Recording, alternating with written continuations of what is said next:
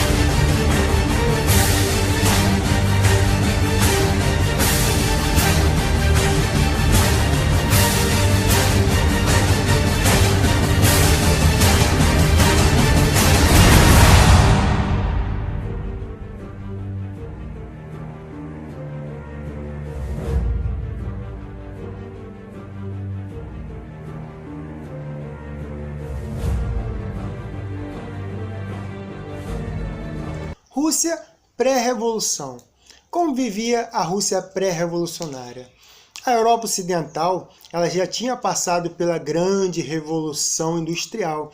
E a Rússia ela ainda estava atrasada nessa revolução industrial e ainda vivia como sua principal economia a agricultura. Isso vai gerar para a Rússia uma grande crise econômica. E além dessa economia ruim, a Rússia ela vivia no império totalmente absolutista. Apesar de que na Revolução Francesa havia se dito que o absolutismo ele tinha sido abolido, a Rússia imperial ainda vivia um absolutismo bem concreto, bem vivo no início do século XX. E essa crise econômica vai trazer a população civil, a população operária, os camponeses contra o império de Czar Nicolau II, que vai acarretar em diversos confrontos, em diversas revoluções, em diversas brigas.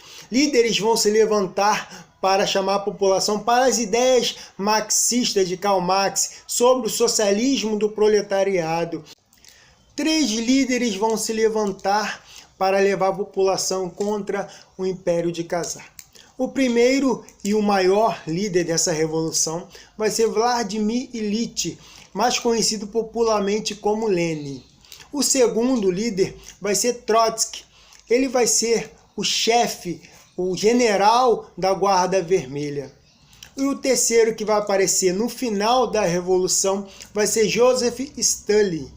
Em 1898 se levanta o primeiro partido para dar início a essa revolução. Esse partido ele vai ser uma juntura entre o proletário e a burguesia que também quer tirar Czar do poder. Vai surgir o Partido Operário Social Democrata Russo. Os trabalhadores, o proletariado e a burguesia, os liberais, eles vão fazer essa união pela intenção de tirar Czar do poder. Porém, com pensamentos um pouco diferentes. A maioria, que eram os trabalhadores, eles vão ser chamados de bolcheviques.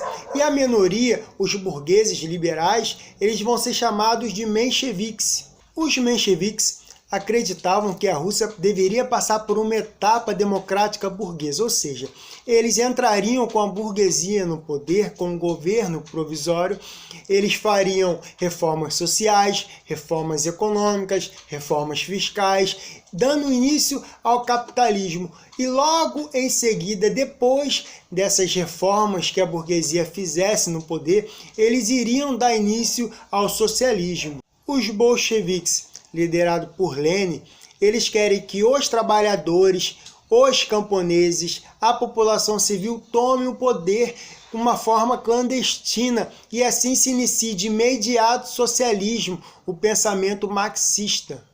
Enquanto os bolcheviques e os mencheviques estavam disputando essa hegemonia no seio do partido, a Rússia estava perdendo uma guerra para o Japão, uma guerra que tinha como fundamento expansão territorial.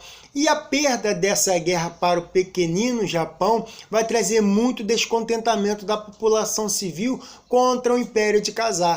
A partir daí vai acontecer o primeiro ensaio revolucionário da população, que é o Ensaio Geral de 1905. Apesar desse clima de descontentamento da população por conta da perda da guerra, ainda não vai se iniciar a Revolução, ainda não vai se iniciar o Ensaio Geral de 1905. Um episódio determinante para que isso aconteça é que um grupo de trabalhadores de uma usina que se situava em São Petersburgo, que era a capital do Império Russo na época, eles vão levar uma petição para a gerência dessa usina. Eles vão querer melhorias trabalhistas, salários melhores, menos carga horária trabalhada e etc. Essa petição ela não só é negada pela direção dessa empresa, como todos são demitidos. Bem, uma situação normal em empresas até nos dias de hoje. Porém, essa situação vai ser o pingo no i que faltava para a população se iniciar com essa revolução. Em solidariedade a esses trabalhadores demitidos, a população liderada pelo padre Gapon, ela vai marchar em direção ao Palácio do Inverno, com petições de melhorias trabalhistas, melhorias fiscais, melhorias econômicas, além de uma convocação de uma Assembleia Constituinte Nacional. Essa manifestação ela era extremamente pacífica. E em resposta, o Império de Czar a essa manifestação e essas petições na qual o povo pedia, ele, a mando dele, a polícia simplesmente metralha aquela população que estava em frente ao Palácio de Inverno.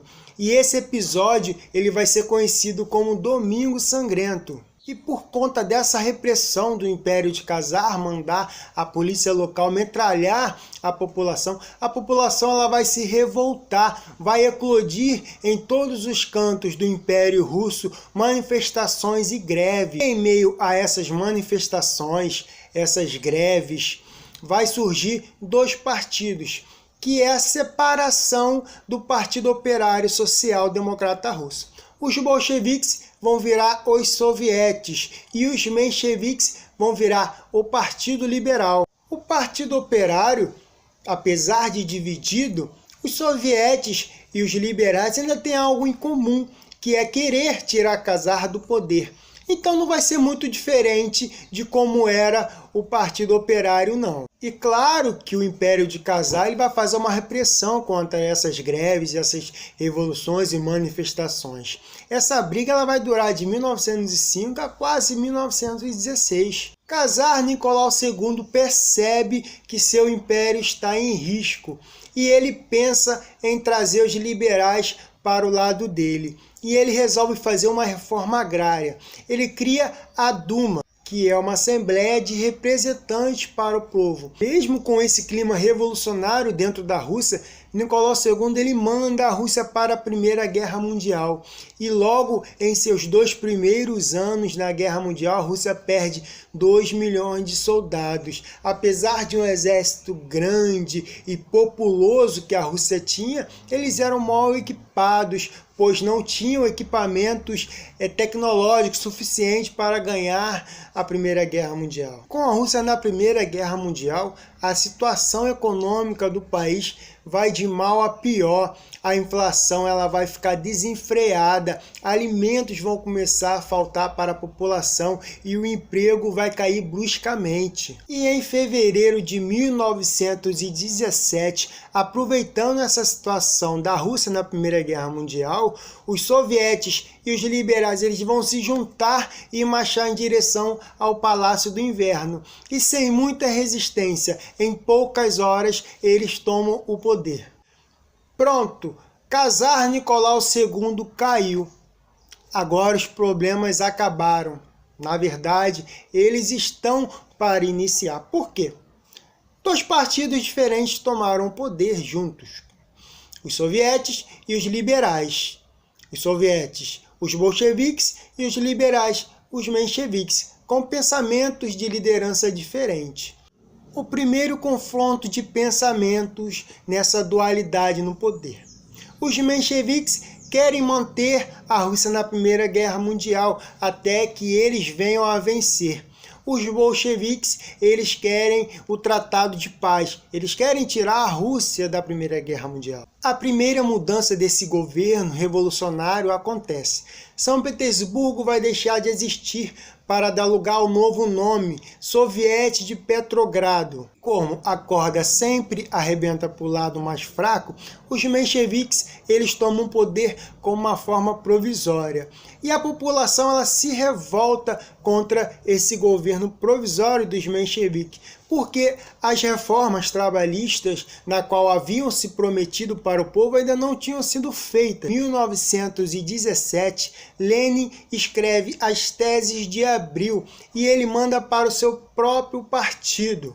Incontente com esse governo provisório dos mencheviques e dos liberais no poder, Lenin nessa tese propunha a paz imediata da Rússia na Primeira Guerra Mundial e todo o poder na mão dos sovietes de Petrogrado, entre vários outros pedidos que Lenin exigia nessa tese de Abril. Em primeiro momento, os bolcheviques não vão levar muito a sério essas teses de Abril, esse pedido de seu líder. Sabendo desse pedido de Lenin, o líder dos bolcheviques, para os mencheviques eles aproveitam e transformam os bolcheviques em um partido ilegal. Os bolcheviques tomaram um golpe dos mencheviques.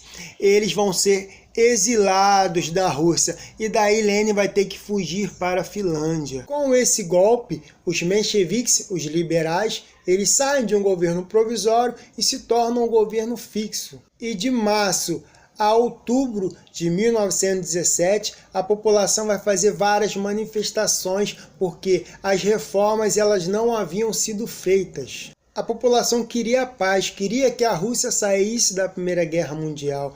E a economia do país ela piora com essa situação. Em volta da Finlândia, se reúnem com os bolcheviques, transforma Trotsky em seu braço direito e eles criam o Comitê Militar Revolucionário dos Sovietes de Petrogrado. E eles dão o nome para a Guarda de Guarda Vermelha. E com a liderança de Trotsky nessa Guarda Vermelha, em 25 de outubro de 1917, eles tomam o poder dos mencheviques. E agora, com os bolcheviques no poder, automaticamente eles mudam todas as leis antigas do antigo império e do antigo governo provisório. E dentre essas mudanças se destacam-se as anulação do título de nobreza, separação entre a igreja e o Estado, substituição da polícia e do exército para o armamento geral do povo, dentre outras mudanças. Os bolcheviques vão tirar a Rússia da Primeira Guerra Mundial e eles vão ter que assinar um tratado de paz, o Tratado de Brest-Litovsk. E nesse tratado, como todo país que perde uma guerra, ele vai ter que cumprir exigências para os países que venceram. Primeira exigência do Tratado de Brest-Litovsk. Eles vão ter que reconhecer a independência da Ucrânia e da Finlândia, além de abrir mão do controle da Lituânia, Letônia, Estônia, Polônia e parte da Bielorrússia. Por último, ainda ceder território para a Turquia. E para piorar a situação desse novo governo socialista, os antigos oficiais monarquistas e políticos do Império de Nicolau II, eles vão se juntar e formar o Exército Branco, que vai acarretar em uma nova guerra civil contra o Exército Vermelho. Essa guerra civil ela vai se estender até 1920 com a vitória do Exército Vermelho. Com essa vitória, o nome do país vai mudar de Rússia para a União das Repúblicas Socialistas Soviéticas, a União Soviética. A situação econômica da nova União Soviética ainda era muito ruim. Eles criaram a NEP, que era uma nova política econômica. NEP, ela permitiu a existência de um setor privado que se encarregaria da venda do varejo, enquanto a venda do atacado ainda se manteria nas estatais, ainda se manteria em poder do Estado. E com esse novo sistema econômico, finalmente a União Soviética tentou trazer capitais estrangeiras para dentro do país. Em 1922, Joseph Stalin ele ganha o cargo de secretário-geral. Stalin centraliza o poder na mão do Partido Comunista e tira o poder da classe operária. E isso deixa Trotsky furioso, porque era algo que Karl Marx preveu em um manifesto comunista. Ditadura do proletariado ou ditadura sobre o proletariado. A morte de Lenin em 1924 vai gerar uma disputa no poder entre Trotsky e Stalin. A principal divergência entre Trotsky e Stalin era como eles viam a União Soviética. Para Trotsky, a Europa Ocidental também deveria virar socialista, também deveria se revolucionar para que a União Soviética pudesse evoluir com o socialismo. Para Stalin não, bastava só a União Soviética ser socialista que ele conseguiria sim evoluir o país. No 13º Congresso do Partido Comunista, Trotsky foi derrotado por Stalin e uma aliança de importantes dirigentes bolcheviques. No 14º Congresso, já em 1925, aprovou-se a tese de primeiro consolidar o socialismo na União Soviética. A partir daí, Stalin se tornou o principal líder da União Soviética. Trotsky entrou em uma luta sem trégua contra o regime stalinista, cujo o centralismo estaria colocando em perigo a revolução. Então, em 1927, o principal líder do Exército Vermelho é expulso do partido e exilado da União Soviética. Em 1936, a mando de Stalin, os dirigentes bolcheviques são assassinados. E em 1940, também a mando de Stalin, Trotsky é assassinado no México. Joseph Stalin governou como um verdadeiro ditador. As liberdades individuais foram suspensas e os opositores políticos, mesmo sendo da revolução junto aos bolcheviques, ou foram presos ou foram mortos. E esse foi o meu resumo sobre a Revolução Russa. Até mais!